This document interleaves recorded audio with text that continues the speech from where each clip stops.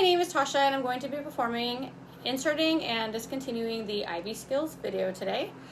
For this video, I already have all of my supplies ready. I have my IV needle, I do have the IV start kit, I have a non-expired normal saline flush tubing, and then I have 2 pairs of gloves, which are sitting right here. We do want to make sure that we do have the appropriate size catheter for the patient based on the patient and the application.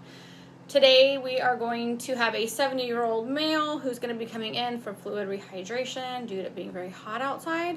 We're going to want to use a 22 gauge 1-inch needle, which I have here, and everything's open due to practicing purposes.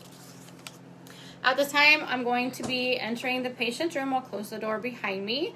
I'm going to want to introduce myself to the patient and then ask their 2 identifiers, which will be name and date of birth, and of course I want to verify that with their bracelet. I am going to perform my hand hygiene, and then I'm going to want to apply my clean gloves.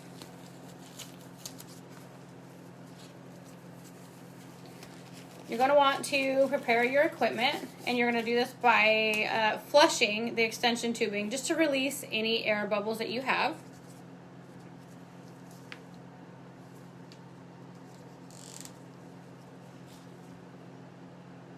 Okay.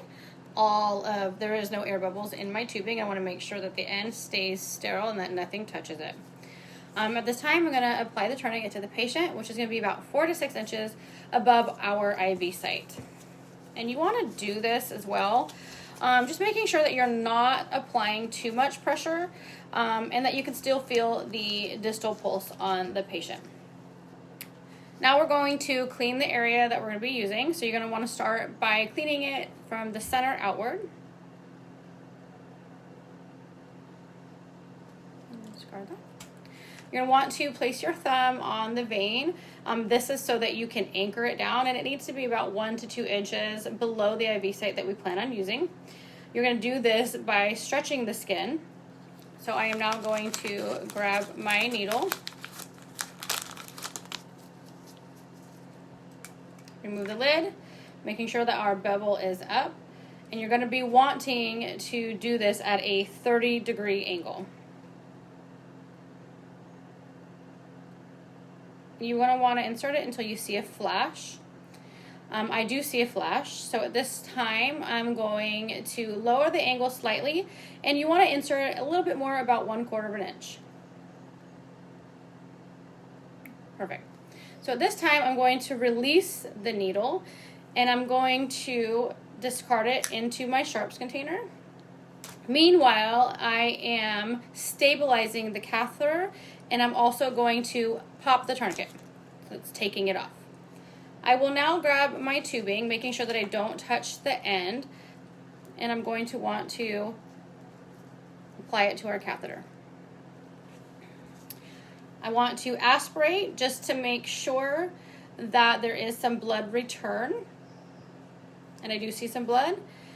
And now that I've seen that, I do want to inject my saline, and then I want to look for any signs in our patient that might have any blebs forming, infiltration, if the patient's having any pain or discomfort, and of course you always want to look for discoloration as well. If you were to see any of the above, you're going to want to restart the IV. So at this time, I'm going to close the clamp.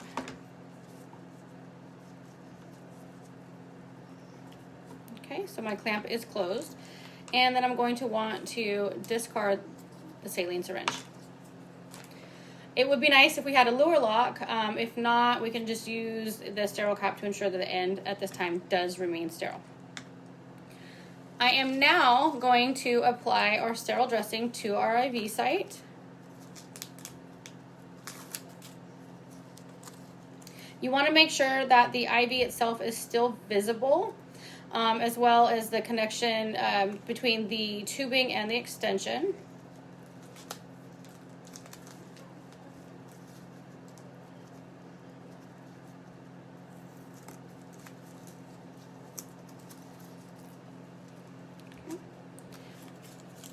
And you're also going to want to tape down the extension tubing to the patient's arm.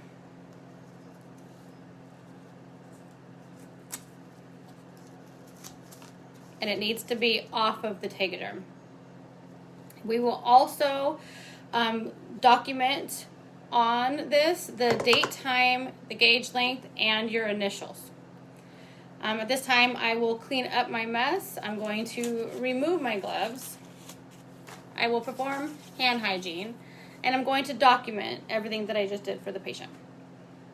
Okay, so now coming back into the room, we're going to be discontinuing the IV, of course, making sure that the orders from the provider are in. We will start by performing hand hygiene. We want to apply our clean gloves.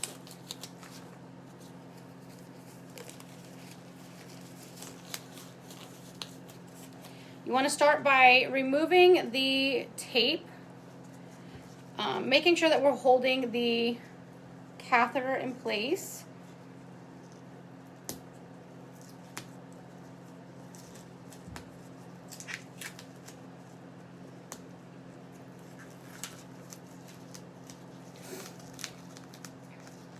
We don't want to cause any damage to the patient's skin, so you want to do it soft and carefully.